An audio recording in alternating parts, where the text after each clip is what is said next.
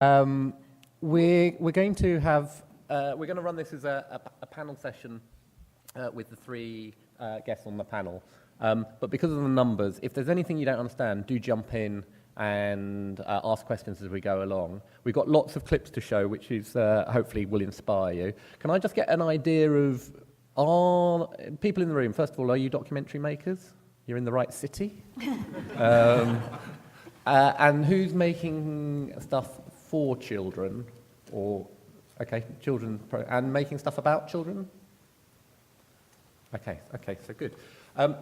My name's Mark Goodchild. I used to work at the BBC. I sort of had a varied career coming through television, started off in children's, and also I started off in news and then did children's news and then children's programming before moving into, I always used to say adult factual, but that sounds a bit dodgy, grown-up factual. For doing science and history, some of it very much more fact-tense and some of it much more sort of akin to documentaries. And then went back to the BBC department where I was looking after digital. So haven't actually been involved in children's documentaries, but have been very closely associated with it. And recently left the BBC, so have been working with independent producers and broadcasters both in the UK and in Europe. And it's something I'm sort of very passionate about. So I'm coming at this from a bit of a bystander, but with lots of questions to ask. And the panel we've got have a huge amount of knowledge about what's actually going on in the documentary space with kids across Europe and further afield.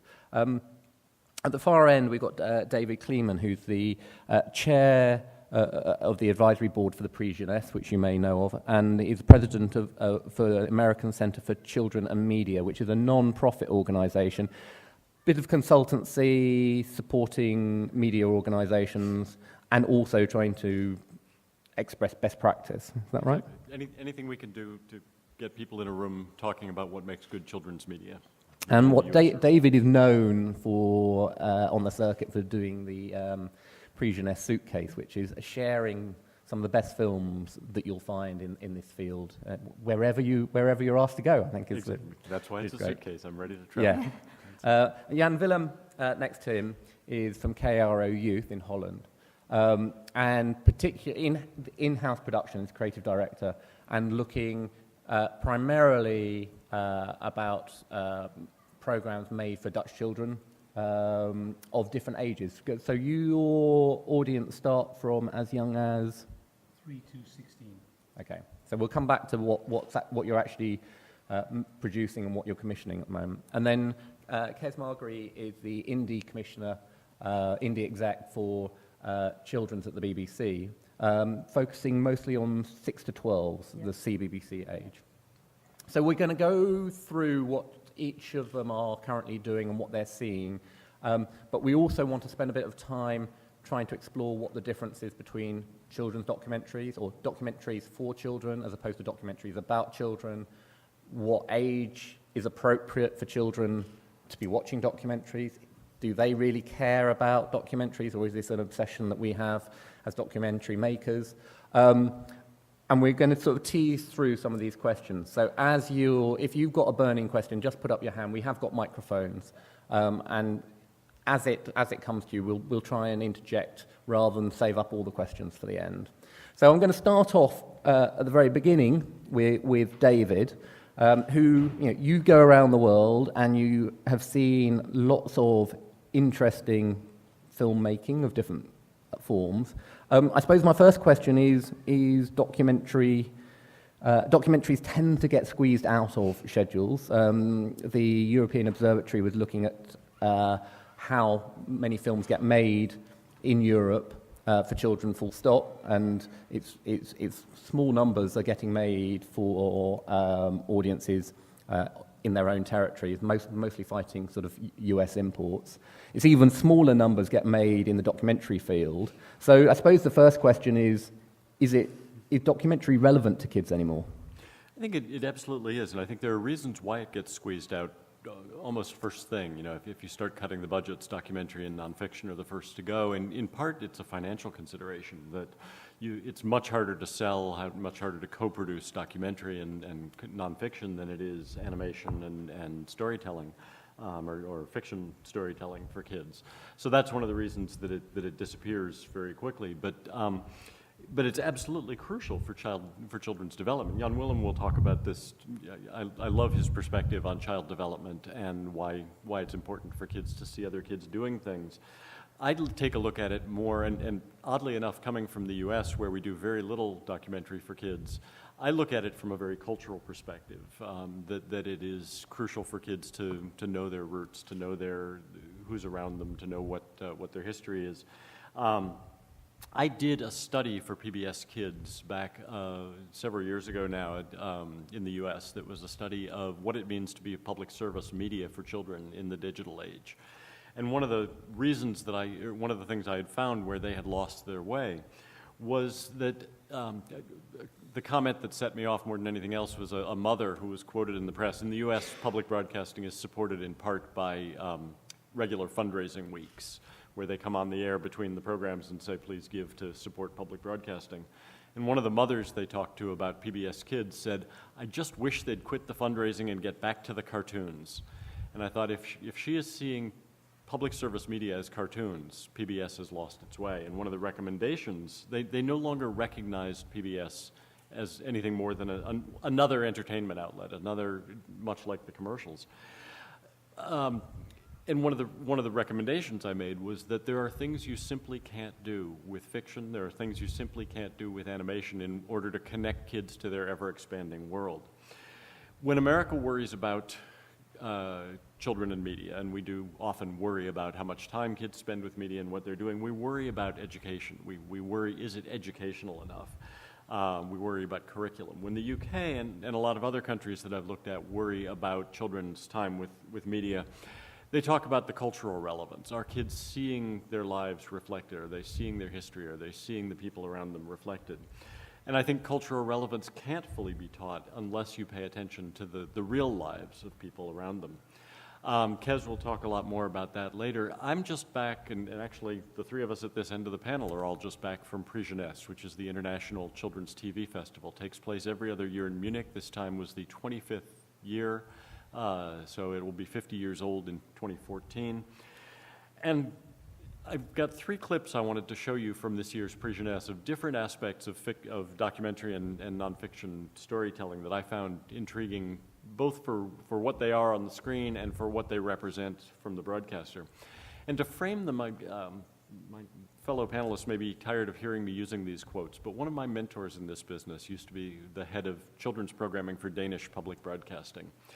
And Denmark is a country that by all rights should be buying Disney programs because it would be so much cheaper than producing for a small country with a unique language.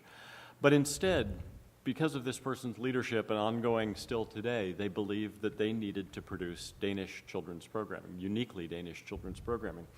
And this guy who was the former head of children's had two things that he said that sort of defined his department. One is when a child wakes up in the morning and turns on the television, how do they know they're in Denmark? What do they see on the screen? What do they hear in the language that tells them where they are?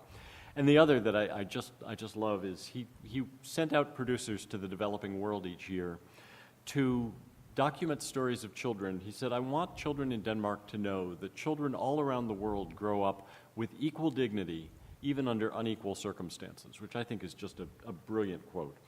So I've picked three clips to show you from this year's Prix Jeunesse, very short, and I'm going to apologize up front. I know a number of you in the room are producers, and it is almost unforgivable for someone like me who is not a producer to take someone's work that they spent months or years on and say, oh, I'll just give you this 3-minute bit and you'll get it.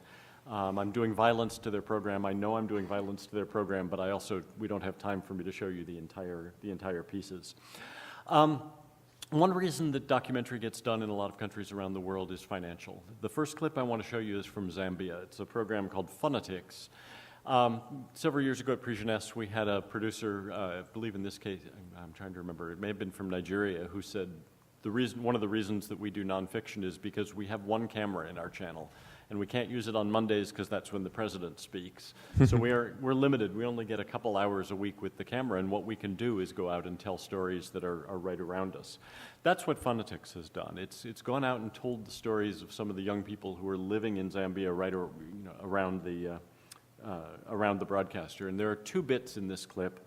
One is the end of a story about a group of kids who play drums on the street to make money, but they don't have enough money to buy a license, so they're always having to kind of travel under the radar. And the other is just a delightful clip that is a regular feature apparently on the show of show us your best dance move. And you'll see why I love to show it when I show it, because it's got a special element that I think you wouldn't see almost anywhere else. So let's roll Phonetics. While Harrison and the others are playing drums, other members of the group are collecting the money. They are earning money again.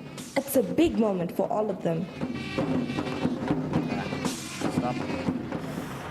Nambera bwino kuba mabuku so apa nzebe drama nandati kangadza kugulira mabuku so apa pantamboliza ngaguleko mabuku ma uniform ya ku skulu na nsapato na vovala so fonse vakumendo na nguventili na vambiri vabenza patu za ku skulu spenda bwapa tamvera takondwera maningi ditastandizirako kugulako vintu.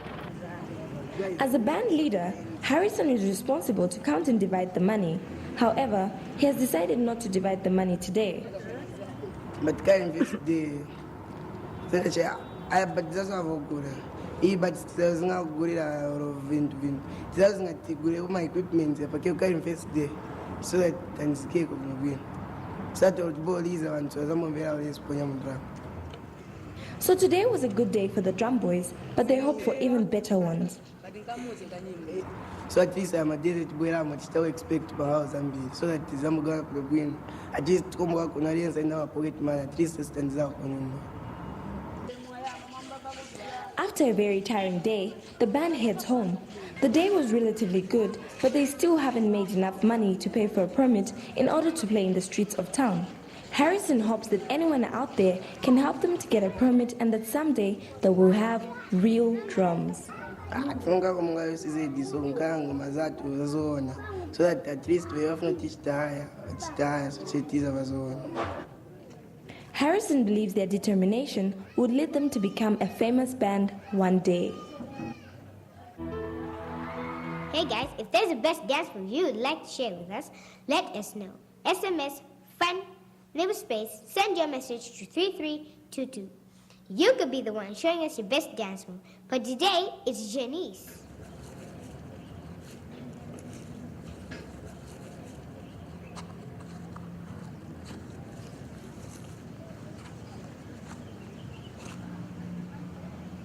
Hi, my name is Janice Ngawe.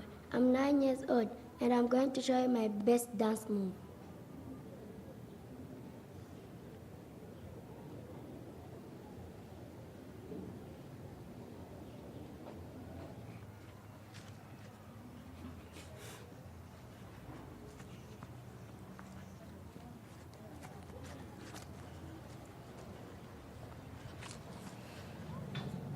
In the interest of time, I'm actually going to fade this one out here and go on to the next.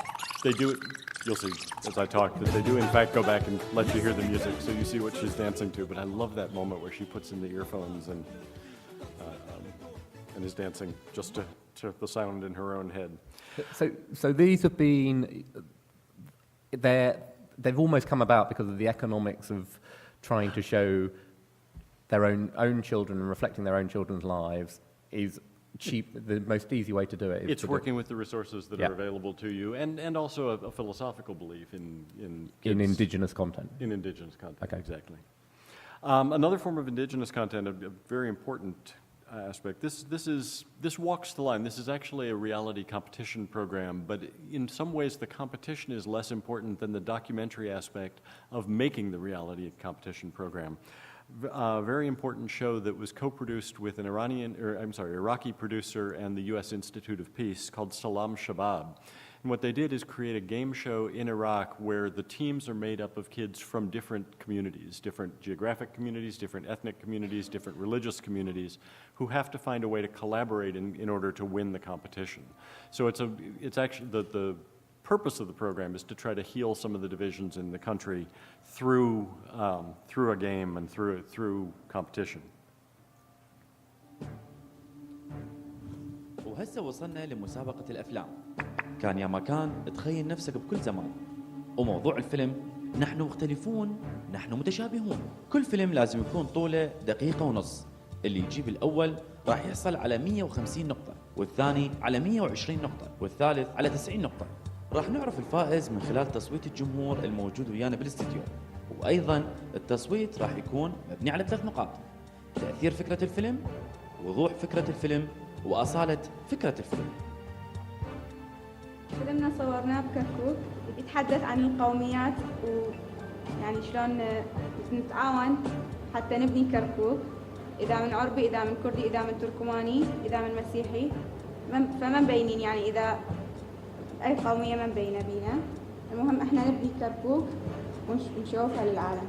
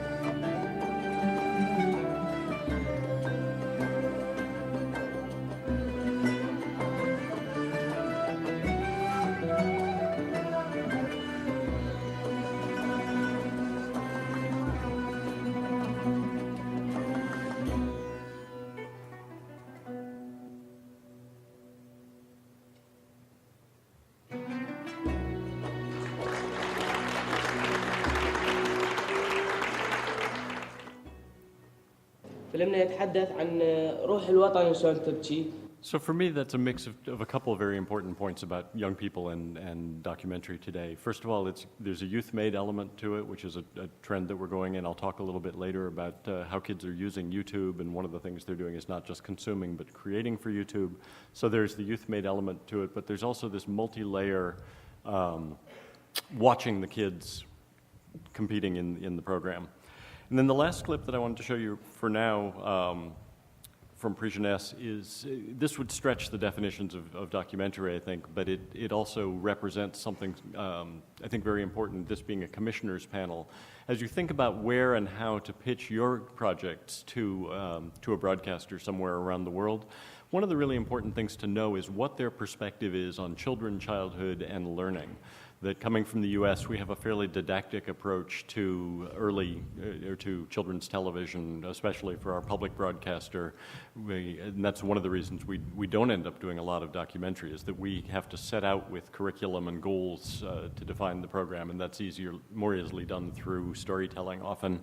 But here in the UK, for example, it's a much more of a belief that kids learn because they're curious, because they're smart. They like to be reminded that they're smart. They like to be given engaging material so that they can feel that they're smart. This next piece is from Japan. It's called Design and there's a relatively big educational focus to the NHK's children's programming. But this was a piece that almost came up by accident. They were working on a children's program called Fun with Japanese, and realized that one of the most important elements of the show was their work with the designers to create the ways of telling stories. So they set out to do a program that would a nonfiction program that would just give kids an appreciation of the design of the world around them.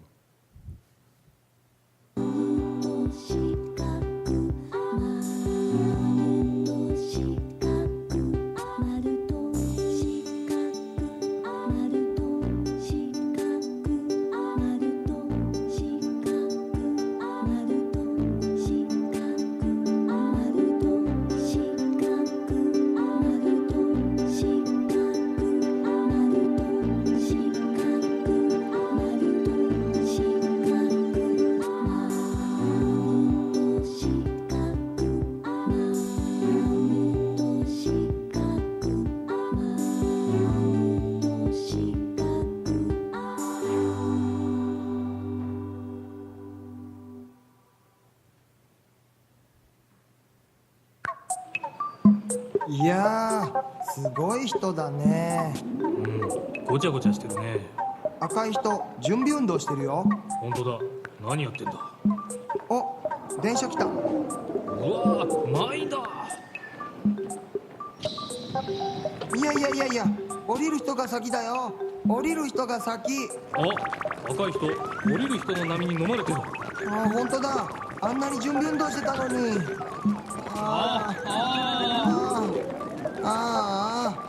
行っちゃった。赤い人もどっかに行っちゃった。これどうにかなんないものかね。そうだね。なんとかしなきゃね。これは列の線だね。ここに並べってことだね。そうだね。いいね。さっきよりすっきりしたね。赤い人もなんか余裕あるね。あ、電車来た。うわあ、また満員だ。おお、列と列の間からうまいこと出てくるね。そうそう、降りる人が先ね。いいね。ごちゃごちゃしないね。赤い人、今度は楽に電車に乗れたね。この線ってなんてことない線だけど素晴らしいデザインだよね。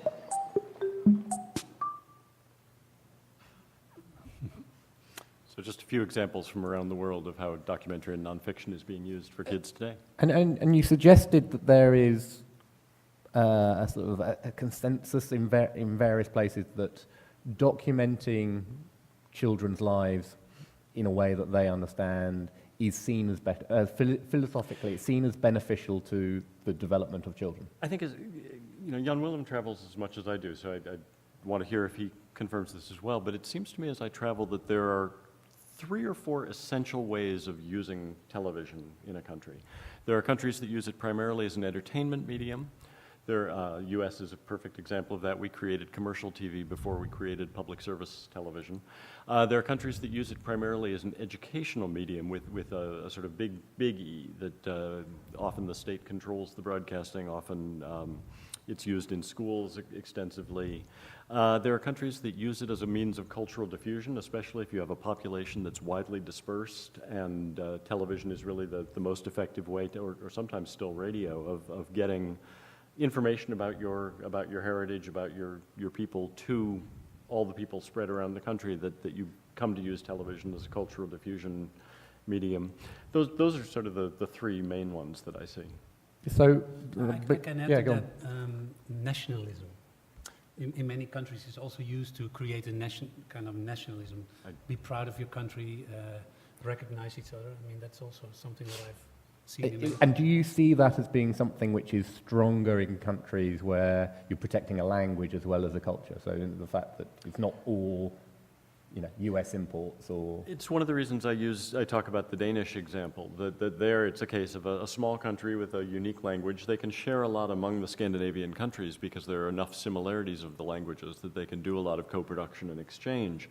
But if you want kids to really understand what it means to be Danish, then yes, you need to preserve the language. I had the chance to speak to Maori television in New Zealand last year, which has done just incredible things in only 7 years to preserve and protect the Maori language and the Maori culture, while doing things like they had the Rugby World Championships last year, which brought a lot of people to their channel who might not otherwise have come there and have stuck around for the Maori language programming after that.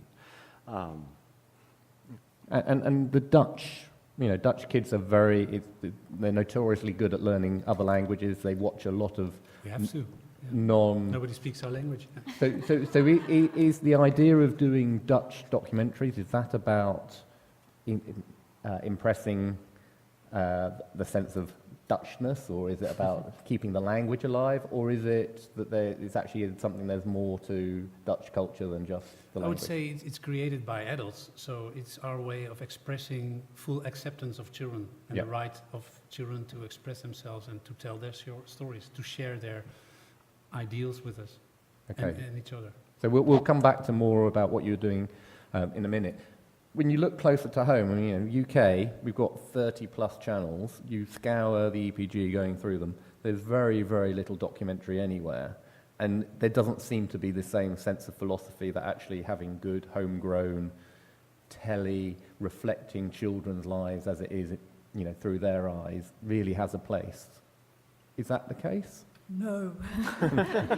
I mean, I'm speaking from a BBC perspective, but for a while now we've been really championing documentaries for children, with children, about children, and I think what kind of links everything that you've been showing so far, and we'll have some clips in a minute from this, is that it's knowing your audience, and that we are adults making shows for children, and we're probably the only channel, the CBBC channel, that is being made by people that none of us are part of the audience, although we do invite children to produce their own content. But so we do a lot of research, and we need to produce content that relates to our audience. So we know that children really want to see what other children are doing, and it's how we show them that in a way that is engaging and exciting and draws them in.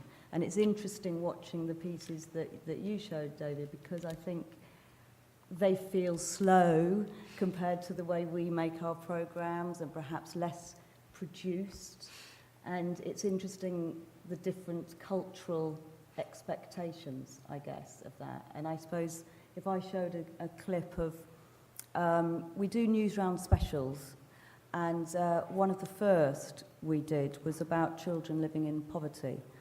And it was a few years ago, and we decided that actually the most important thing to bring children to watch this was a sense of relevance to their lives rather than a difference. And we always start from a point of, here is a child that you would like to play with, rather than, look at this strange child, now they're going to tell you about their lives. So we talked a lot, and it's interesting you said about animation, because we decided to tell these children's stories by using animation. So David's going to show a clip that he's just found from, it's called The Wrong Trainers.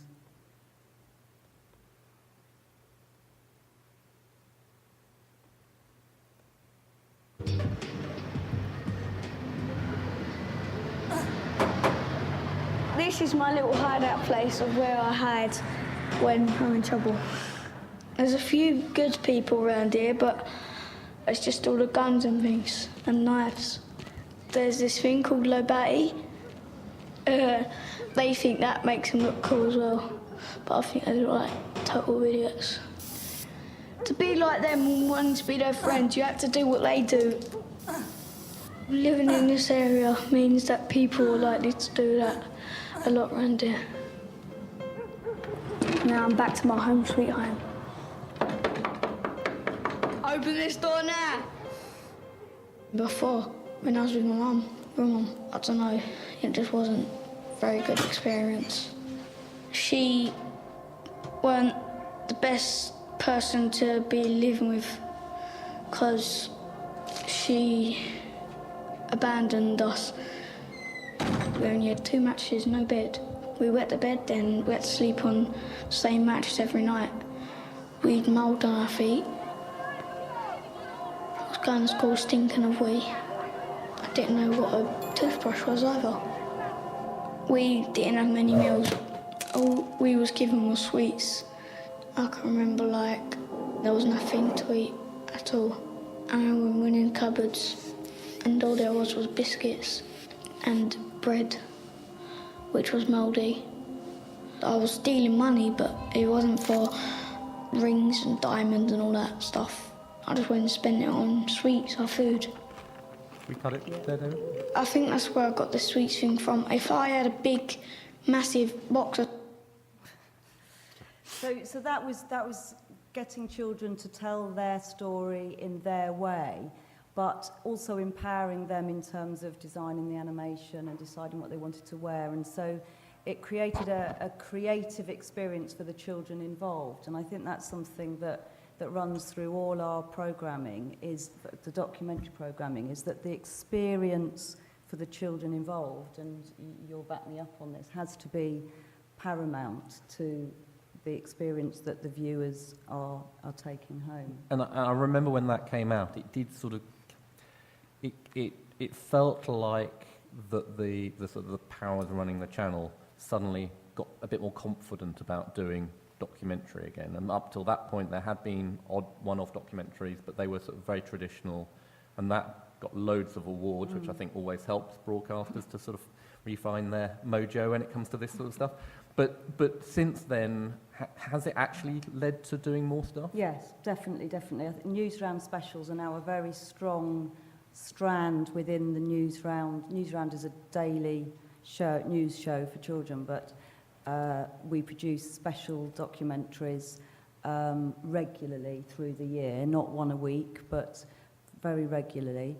And we also have a strand called My Life, and there are some people sitting here who have made My Life for CBBC, but and they are half-hour documentaries which have children at the centre of them and telling their stories. But again, we think really carefully about how to tell their stories.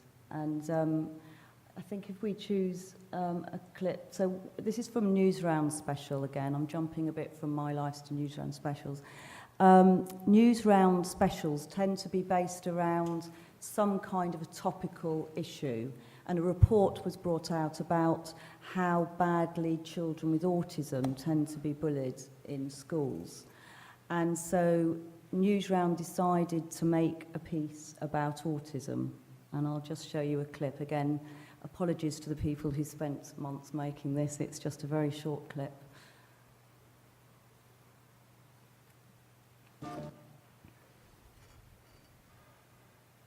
Or not. There are lots of different types of autism. Some people like me have a much milder type, but others have a much more severe sort. And one of them is my little brother.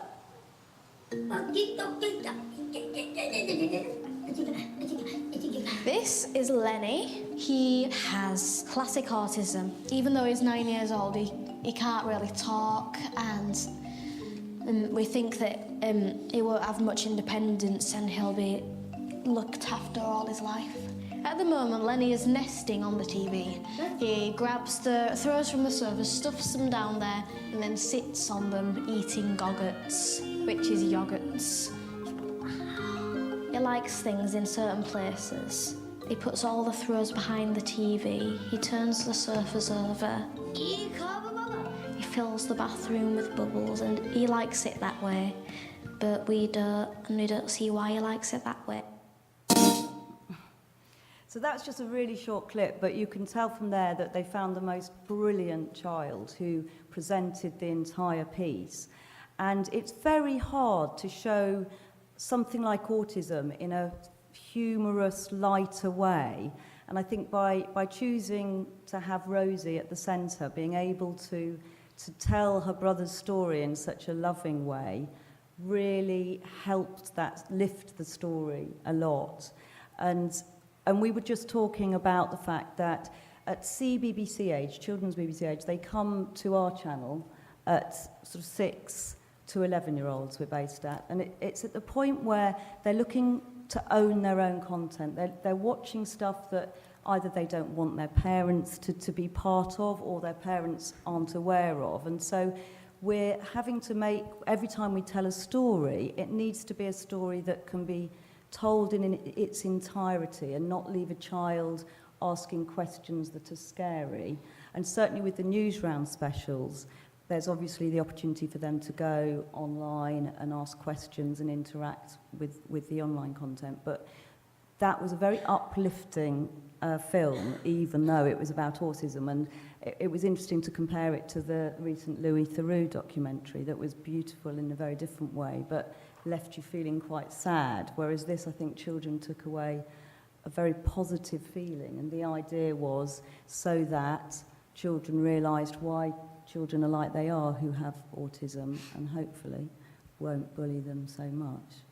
And where did this sort of fit in terms of the channel pressures to always be drawing numbers? How are the documentaries judged? They're never going to draw in the same sort of numbers of competing against sort of Phineas and Ferb on Disney Channel. No, they're not. So how do you know it's working? Is it purely a public service obligation, or is it? No, it's a lot more than that. And everything that we create, we do a lot of factual, formatted entertainment content as well as these documentaries. And everything that we commission has to have a purpose behind it. We're teaching children to connect with the world, to understand the world around them, and whether that be via laughing or seeing awesome stuff or just aghast at the story that's unfolding before them, it's very much part of what we know children want.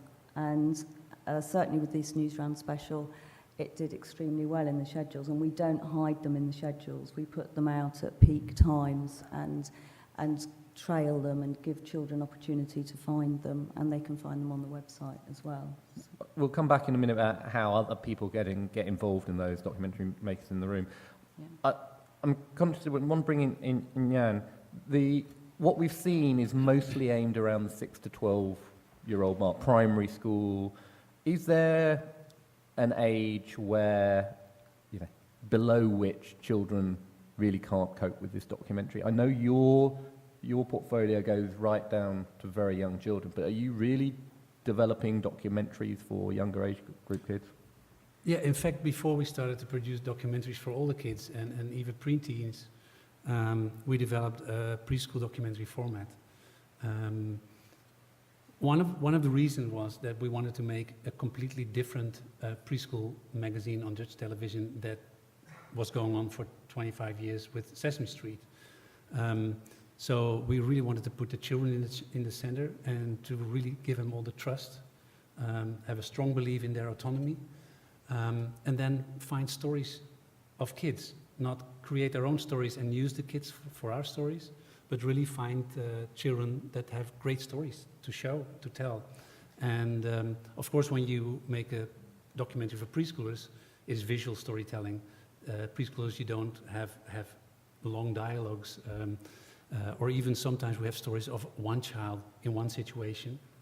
And we often go, first what we did is talk with preschool kids about their lives and what they were proud of or what they would love to do. And then when, for instance, we found a Japanese girl in Amsterdam who said, I'd love to make sushi because sometimes I do. Let's make sushi, and that's what we did. So maybe it's let's have a look. Thing to show, and then talk a little bit about the format afterwards. So this is Raika Makes Sushi. Sound?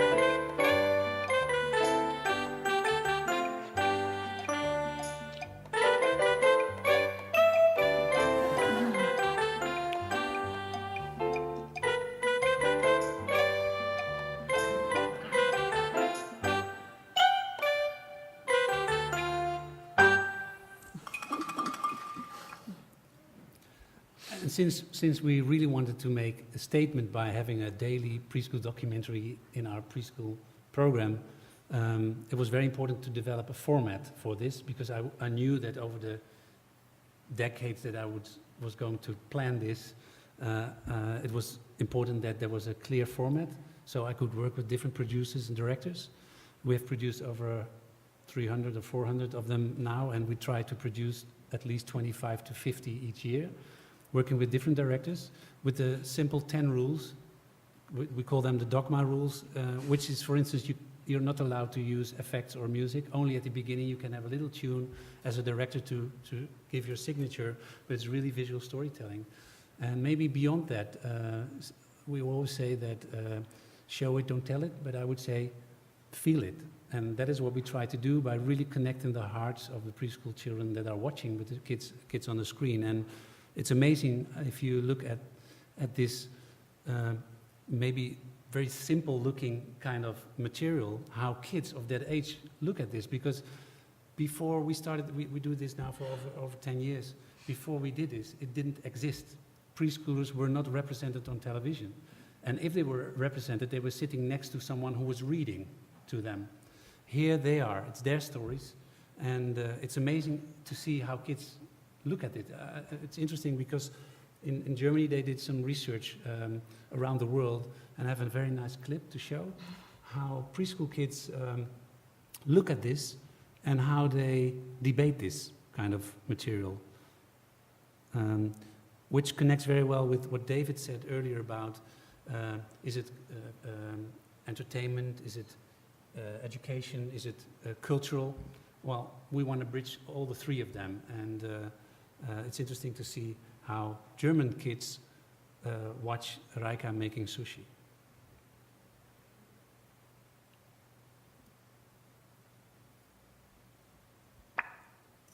Reika mag Sushi.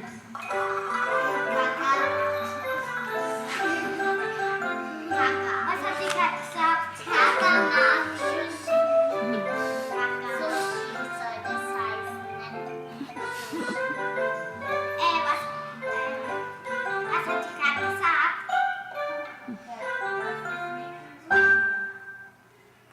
Dass Kaka gerne Sushi mag.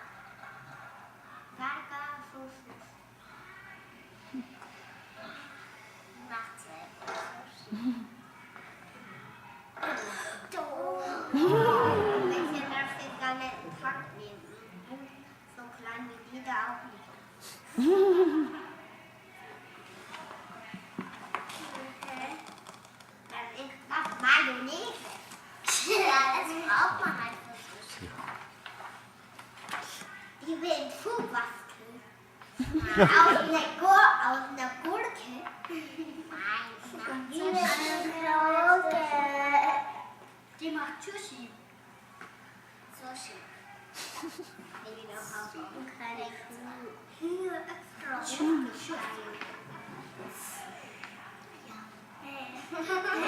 Die macht es, bringt es jemandem. Die bringt es jemandem. Und Leo, sag mal, das darf man nicht.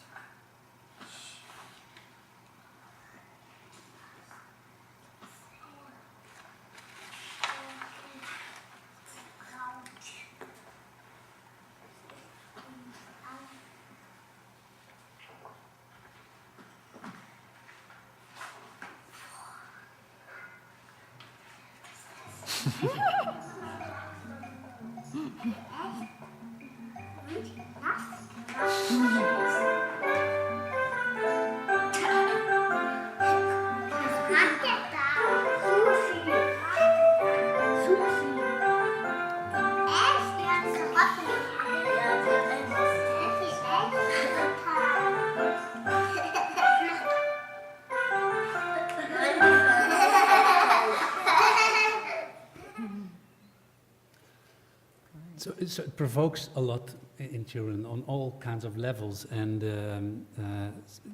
just what we do is almost show the naked reality, and we serve the kid to show or tell its story, and this is such a powerful tool, and in fact, based on this experience with preschool kids, all our other formats that we created for preschoolers are based. This one, for instance, is produced more than 10 years ago. And after we produced 100 or 150, I found out that we had a lot of them, of kids making food. So why not make the first preschool cooking show, of course without adults, and of course with them using knives when they are capable of using them, because this kid is capable of using a knife when they're 5. Physically they can, but usually adults don't allow them. Maybe that's why they get hurt.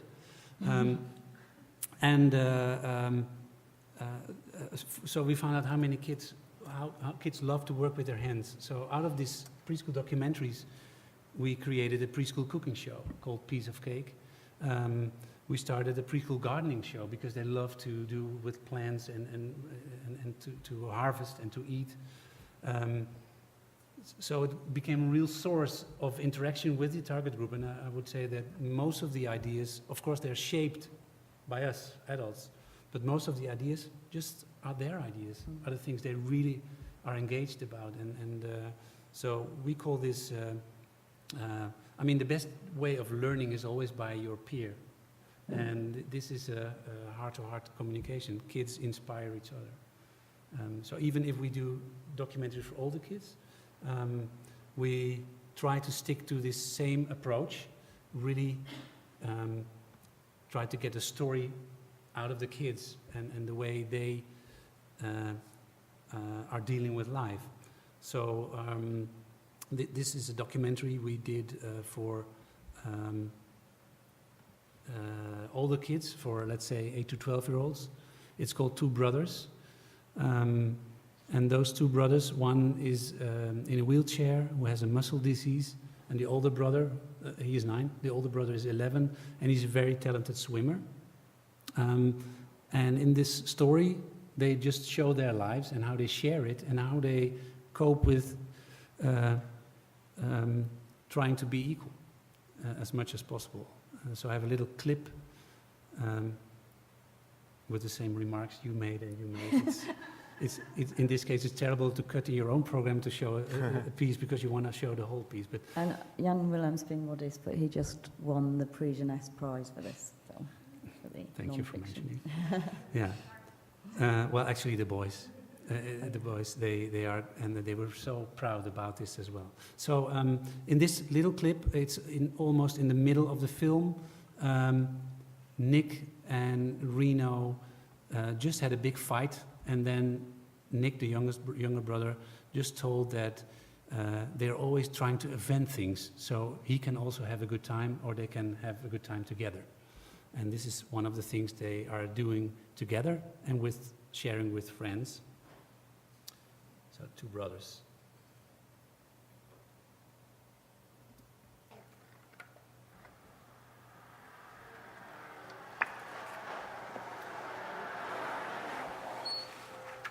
Dan kunnen alleen rolstoelers. Dan draai je echt heel hard rond met de rolstoel. Dat doe ik echt heel erg vaak, de Dino. Alleen wordt hij wel vaak misselijk als ik het heel vaak doe.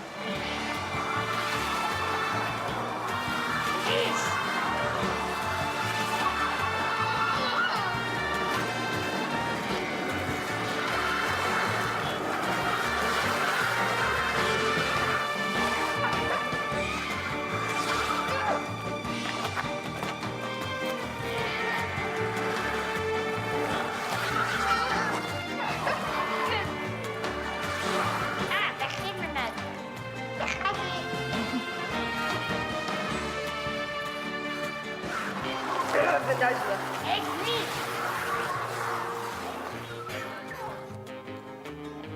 Nog een keer?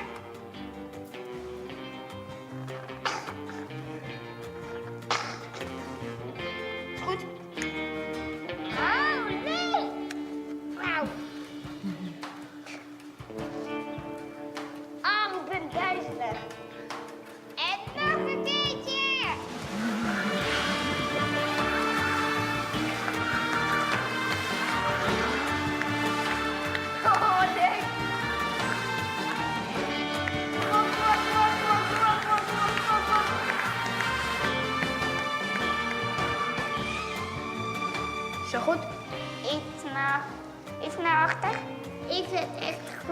wachten tot ik een idee heb.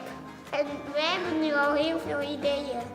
Bijvoorbeeld de oorlog, je kan hem niet gelijk omdraaien en schieten. Daarom hebben we iets gekozen dat ik het ook leuk heb. Ik ben dan de tank.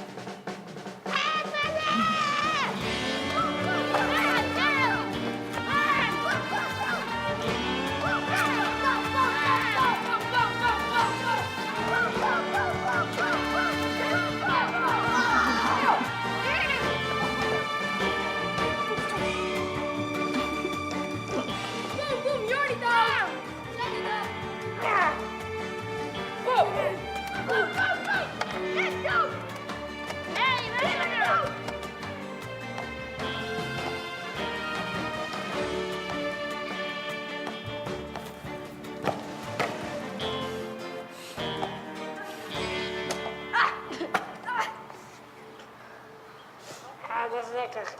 Lekker frissend.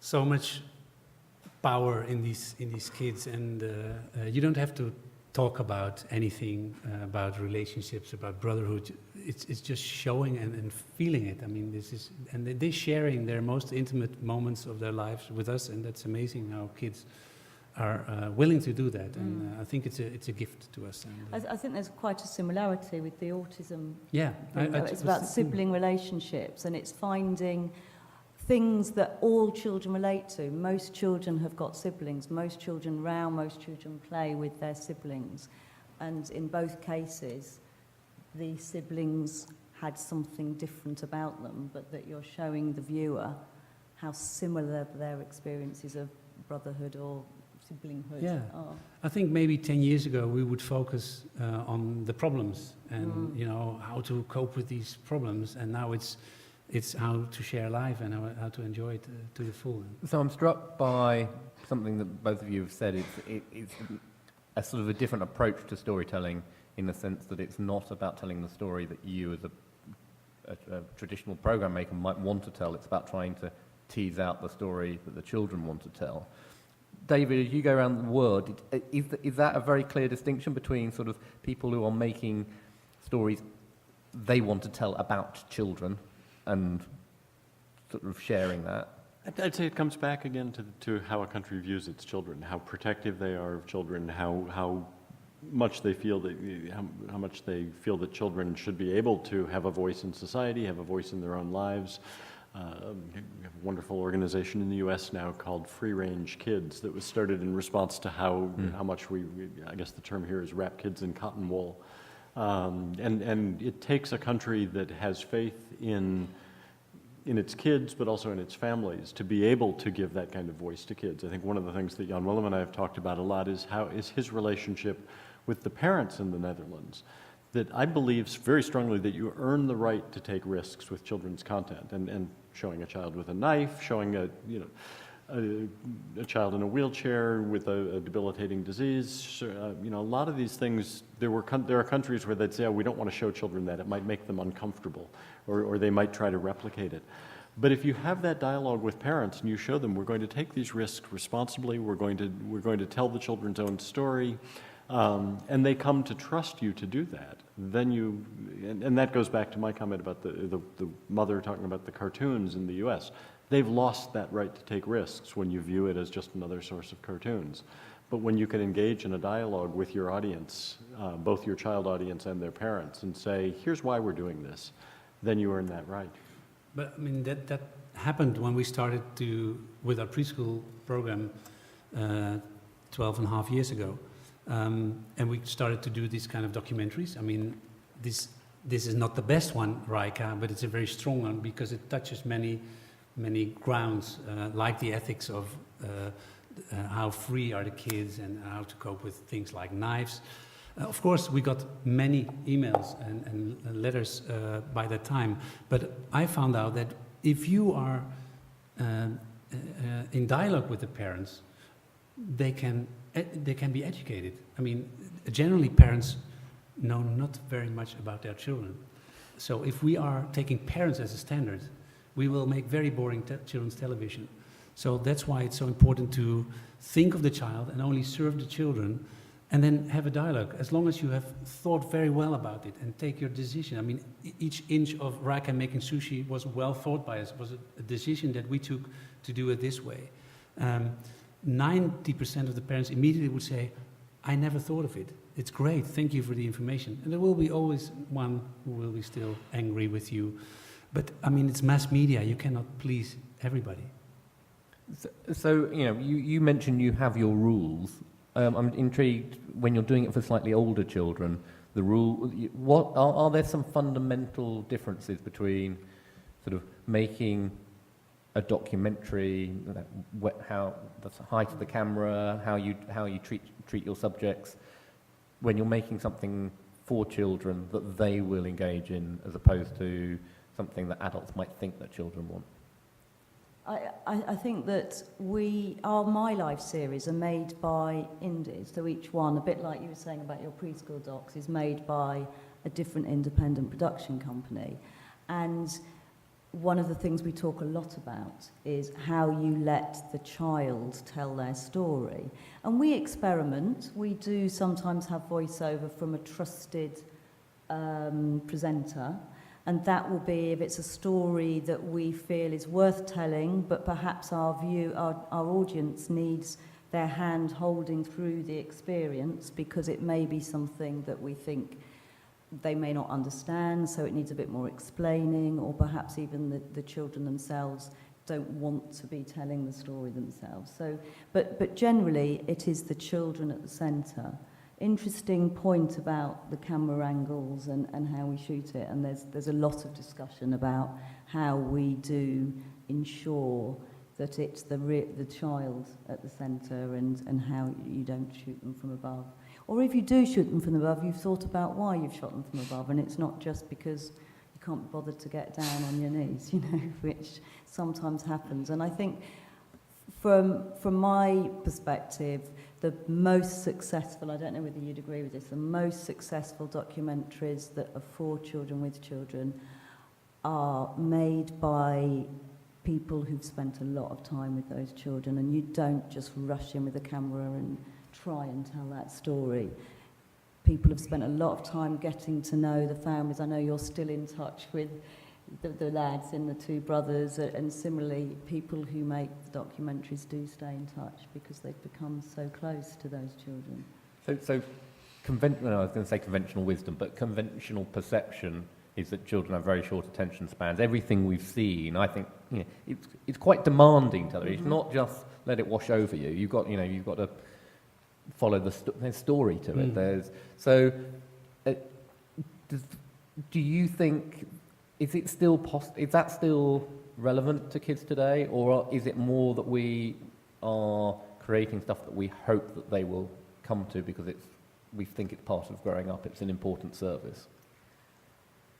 From our perspective, at CBBC, we are really aware that children do have itchy feet, and they've got lots of demands on their attention. They're probably doing 2 things at once, if not 3 things at once, while they're watching. And so perhaps we are less confident about showing quite a slow documentary, and we do tend to produce them quite highly. We tell the child what they're going to see at the top, perhaps more so than yours. With the My Lives, they're 30 minutes long or 28 minutes long. That's quite an ask for a child. So we also always look for the humour in stories as well, which obviously very good example there with The Two Brothers.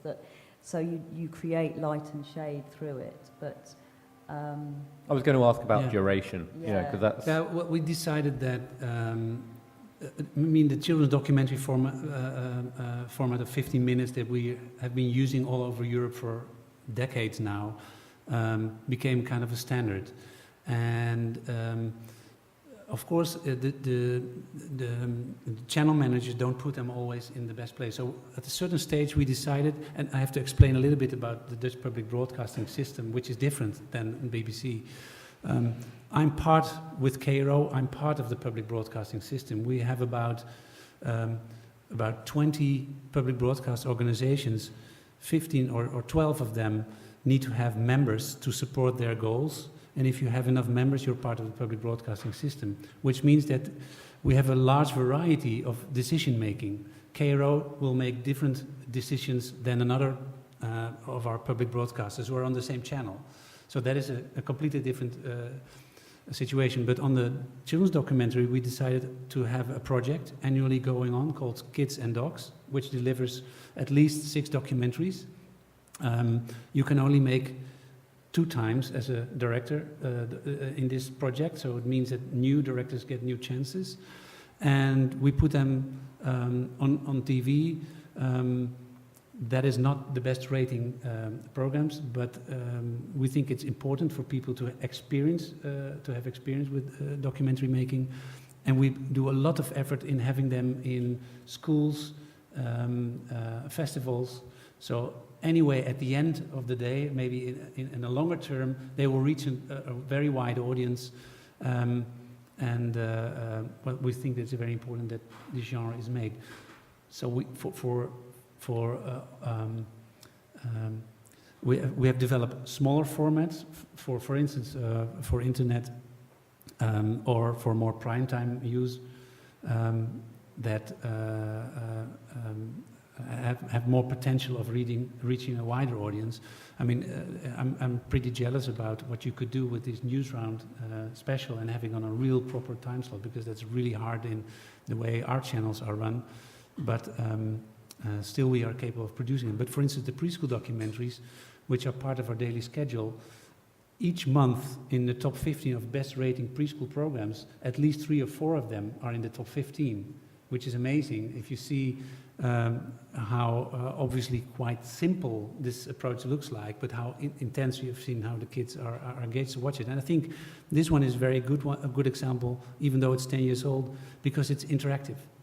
And that is what our audience of today wants to have, is even the young ones. Just to tell a story, to show something is not good enough anymore. It has to be interactive, you have to be challenged. So that's what we also tried in The Two Brothers. You're seduced to go with them on that wheelchair and really be connected with them. I suppose that's where I was heading, is that it's a very passive medium, television. I mean, everything we're seeing with kids is that they're migrating to other devices. There's people talk about second screen. Arguably, in a lot of home, TV's becoming the second screen. And you ask children what are their prized devices. It used to be television. I couldn't live without television. Now it's I can't live without my phone, or I can't live without my tablet. David, I know across, particularly in the States, where you're getting already second generation iPads are being handed down to the kids. If we want to be encouraging children to see the world around them through their eyes, is television the wrong medium? No, I don't think television's the wrong medium. I think just in the way that television didn't kill radio, radio didn't kill motion pictures, there's a continuum, and each device finds its level. I want to dispute one thing. Television is not a passive medium. Television can be made passively, but Jan Willem has just said it really well, that Two Brothers is an interactive program, that you are in there with them, that you may not, it may be an intellectual activity, it may be a physical activity that you get up and dance along with something you're seeing on the screen. Look at Tri Fu Tam, look at what it's done for kids getting up and playing along with the traditional television already.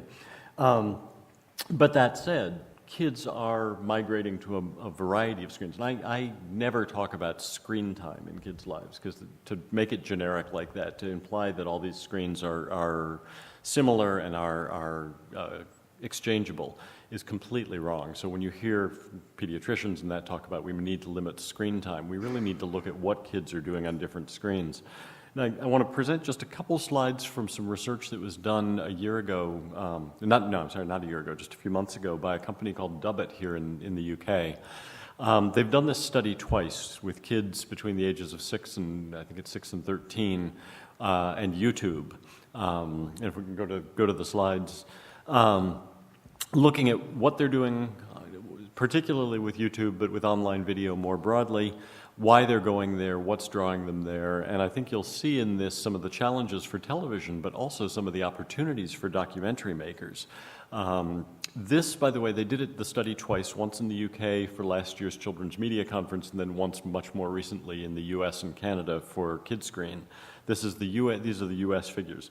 Take a look at that growth pattern. Look at what's happening to the traditional children's channels right now in terms of viewership, and what's happening with YouTube. That's a very steep curve, and part of that is because of what they find there, and part of that is because of what they themselves put there. Here are the just quick statistics as to how much time kids are spending per week on online video in particular. So you see that they're spending between 12 and 16 hours with the multiple screens in their lives, but of that, a sizable amount now is coming from online video. Here are the reasons that they're going to YouTube as opposed to traditional television, and I don't think they'll surprise any of you. They get choice. It's what I want to watch when I want to watch it. One of the things that I think is fascinating is chained journeys. If we talk about kids' attention span, the show doesn't have to be short to capture their attention. It just has to be engaging and good. They're watching that hour plus that they're spending with online video is often spent sequentially saying, that was really good, now I'm going to have another, now I'm going to have another. Niche personal interest, I'll show you in just a second a chart that Dubbett did that I think really makes that clear. So you can see that they have a number of reasons for choosing YouTube over traditional TV. Here are some of a little word cloud of some of the top things, and if you look at that, a lot of that is nonfiction types of topics, traditional documentary types of topic that are out there for kids. This is the chart that they put together. I'm not 100% comfortable with the humor, entertaining, and reference/information being a continuum, only because I think, and reference and information can be humorous and entertaining as well. Marshall McLuhan said anyone who talks about the difference between entertainment and education doesn't know the first thing about either of them. But for the moment, for this purpose, let's go with that. And then on the left, professional and going to user-generated. They went through and watched, this is what kids were actually watching on YouTube during the week that they did their study. You can see it's all across that continuum of humor, entertainment, reference, information, professionally made and user-generated. And to break that down a little more clearly for you, these are the hot spots. The red spots are where they're spending the most time. And if you look at that, there's a lot of nonfiction material in there. They're spending their time on gaming cheats and tips, so watching other kids play games and getting lessons on how to do it, walkthroughs of different things like games or like how to use Minecraft. Look across the bottom, micro-sharing and niche content, that dark red line across the bottom of reference and information. Whether it's made by their peers or whether it's made by professionals. This is where kids are going if they have a unique interest that they want to pursue. And I think one of the things we've heard in the panel, it's very easy to think of kids as a monolithic audience, to say kids won't watch long programs, kids won't watch nonfiction, kids won't watch documentary. Kids are as diverse as adults, and when I come home at night, sometimes I want to watch one thing and sometimes I want to watch another. And what I want to watch may be very different from what my kids want to watch, what my peers want to watch. We expect that variety to be there, and kids are proving with YouTube that they expect that variety to be there as well, that they want to know what they want to know, they want a source for it. So I think that's just a little bit about what's going on with YouTube right now. And then I'd just point out 3 features of this. This is a game changer for children's media makers broadly. And I think 3 features make it a particular game changer for makers of documentary and nonfiction. Those are the GPS, the camera, and the opportunity which combines those 2 for augmented reality. If you want to tell kids a story about something real going on in the world and you want to draw them into it, you can take them there with this. You can put them in the center of the story with the camera. With augmented reality, you can show them what something would look like under different conditions. This is an absolute, as you're creating your content, this is something you really need to be considering. It's more and more kids are spending time here as a second screen. They'll watch the documentary, they'll watch the program, but then they want to supplement it with what they're finding here. And I've just come from a session, another session where Relentless, who are a game manufacturer, have been working with Connect to make effectively interactive television programs that get served through the Connect, but where you use all the gesture recognition to move the story on. which is all great, and I think, look at YouTube, fantastic. It's as a distribution channel if you want to go there directly. But we've just heard, YouTube are currently been taking tenders for their first round of paid-for channels, and they say they're not in the children's game. Still in their terms and conditions, it says you need to be under 13 effectively to use YouTube. We know it's not the case. So I suppose, we got 5 minutes before we open it up to questions. I'm conscious of, where is the money in all of this and who's commissioning? Is it still a sort of a patriarchal sort of patronage world where you go to the same old commissioners, and if you're lucky, you might get one of their commissions. You doff your cap and you go off and you make it.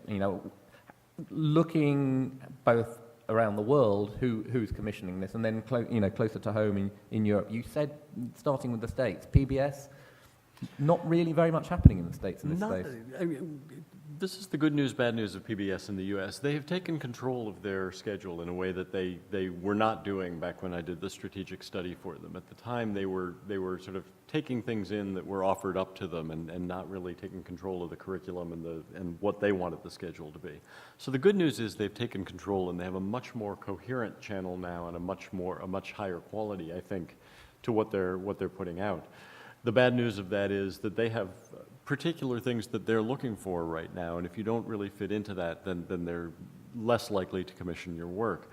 PBS has a long history, by and large, of saying, we love what you're doing, now go and find the money to make it, and we'll be more than happy to put it on the air. So it's not going to be your primary source for funding unless you really fall into one of those particular needs.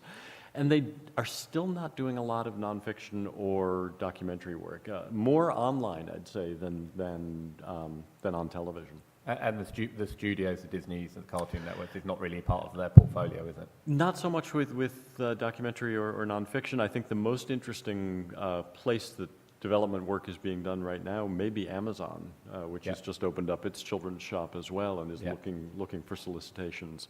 But even there, because of the international marketplace, because of the pressures inherent in that, it's less likely they'll be taking a lot of live action. And Jan, you've talked about Holland. Germany is one of the places where there is documentaries to be made and being commissioned. Yeah, a similar project that we have in Holland that's called Kids and Dogs. They do in the German children's channel. It's called Stark, Strong. So they commission quite a number of documentaries each year, and you can see that pace because they were a winner of the Prix Jeunesse 2 years ago, I think. Were they? So yeah, and in my country, I just explained a little bit about our rich variety of public broadcasters within one system and sharing channels. I just give an insight in my philosophy and my set of rules and criteria, but we have completely other broadcasters within that system as well. I can imagine the work of a channel manager is not easy to go from the left to the right and from the north to the south, but it gives a lot of opportunities for producers. So I think in Holland we are still a creator's environment. So any project you want to pitch, you have at least chance to pitch it on 8 or 9 different public broadcasters and have a chance. And you're running an in-house production team, but you do work with freelancers? Yeah, no, I'm running the in-house, I'm running all the productions that we do in-house, outside, commissioned, co-produced, international, exchanged. And we were trying to work out before how many hours of material? We deliver about 600-700 hours a year to the Children's Channel, and we put more than 90, maybe 95% of our budget into production. And of that, how many programs, how many documentaries are you commissioning a year, or you put into air? Well, the amount of preschool documentaries is between 25 and 50 each year, and we produce 1 or 2 documentaries a year. Our focus is mainly on short film fiction. Right.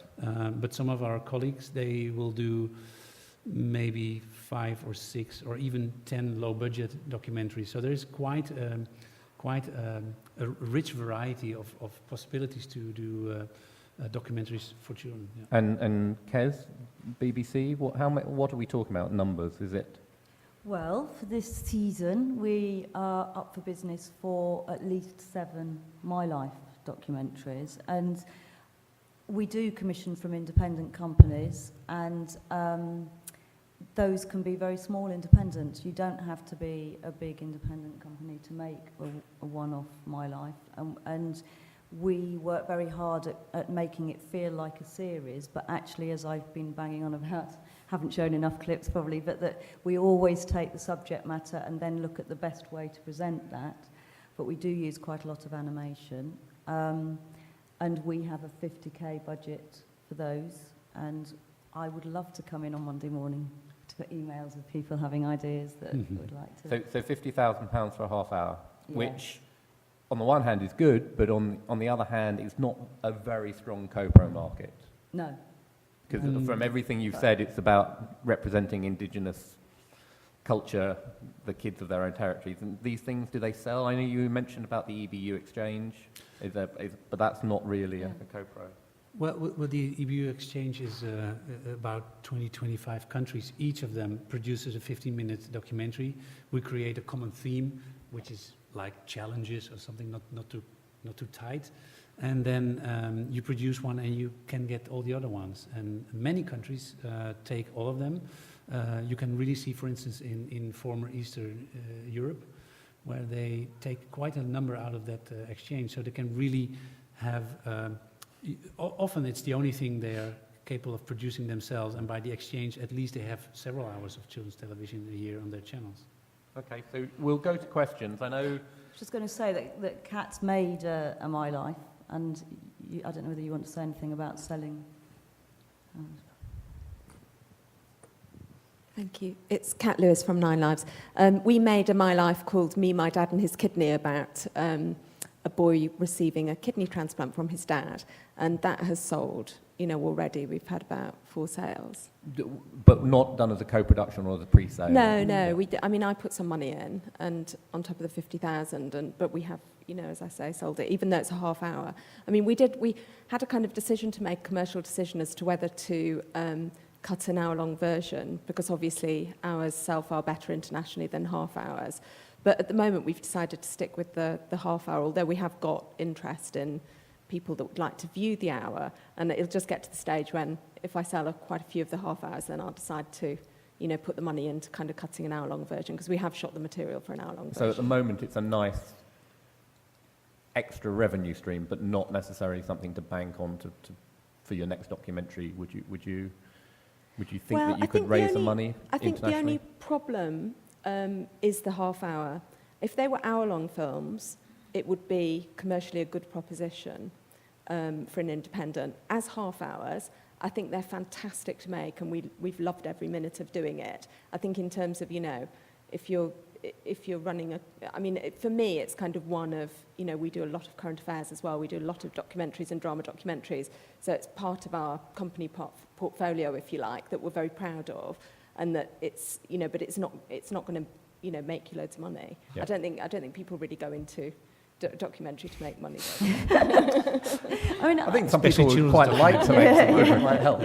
I think, just following up on that in terms of making money or getting audience figures, I think that the passion that people put into making children's documentary, and I think you can see that from everything that we've seen here, really makes them a very, very special proposition. And we try to honour that by scheduling them, unlike you were saying your experiences, but we try and schedule them in places where children will find them and trail them and make sure that they see them.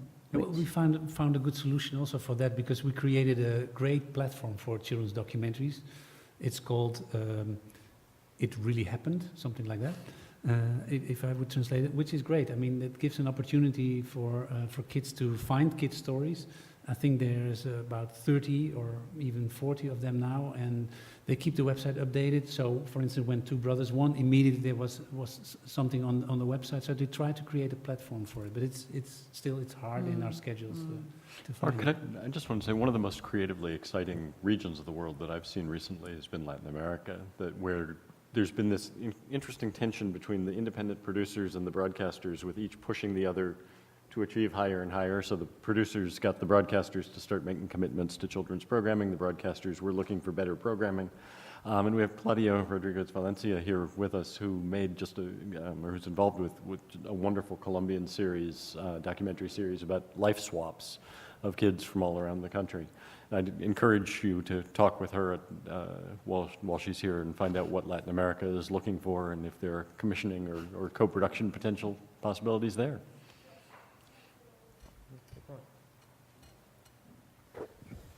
Yes, as David told, we are starting like a big revolution in children's television, and with this mix from independent producers with broadcasters. Also, Mark, Jan, and David has been at Colombia and know a little bit about the process. Also, not only in Colombia we work with Señal Colombia, this is my channel, and the Ministry of Culture, but also in Argentina, for example, there's a very new and exciting channel that calls Paca Paca.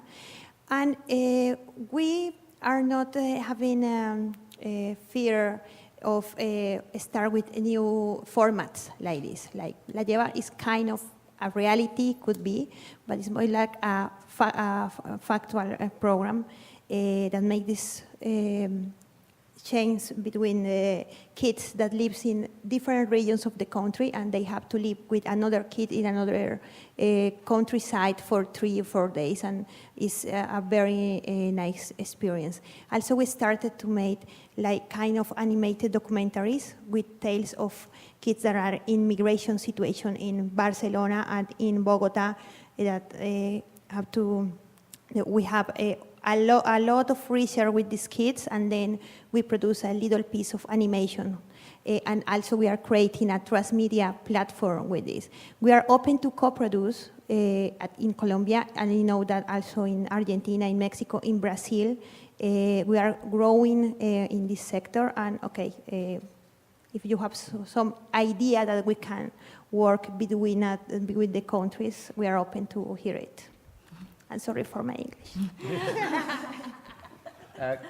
Any more questions?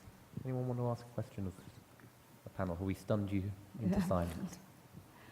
Well, the other thing I would say is that the news round specials traditionally have been made in-house, but we are actually open to any ideas from people, and that's a way that a freelancer that may not be attached to an independent company could perhaps come in and work with us, with the Newsround team, on creating an idea. So I think that's quite special as well. So we'd be very open to thoughts.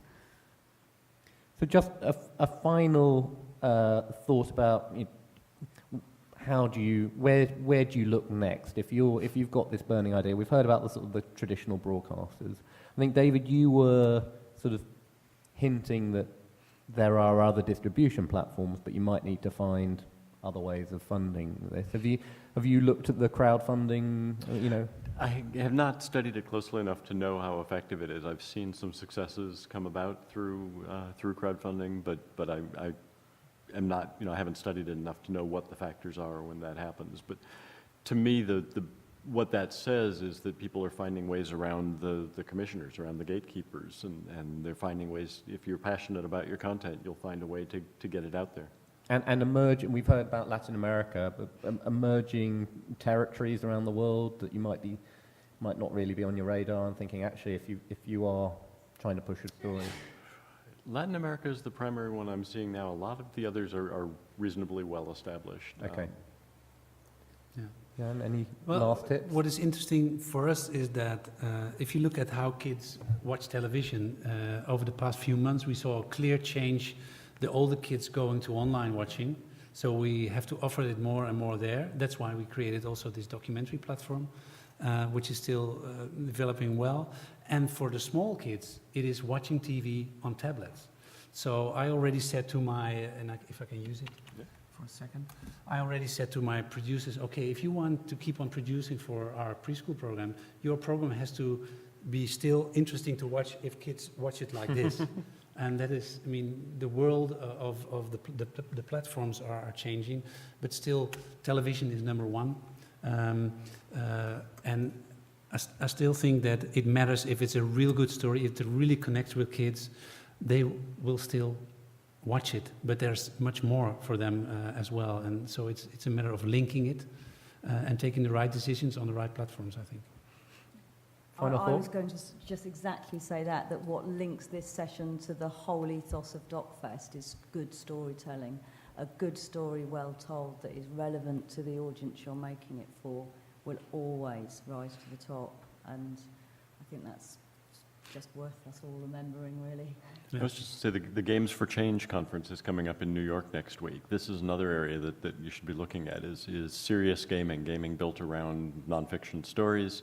And the opportunity to have the game drive people to your documentary and the documentary drive people to the game, to really let them play out the scenarios that you're talking about, to get into an issue in great depth and sort of explore the roadblocks and the opportunities for themselves. Great. I think we'll call it. We've got a few more minutes, but unless someone's got a burning question, I can tell you're all getting your roller skates ready to go out to the roller disco tonight. I'll call it a day now. I'd just like to say thank David Kleeman, Jan Willem, and Kes Margry, and thank you for coming.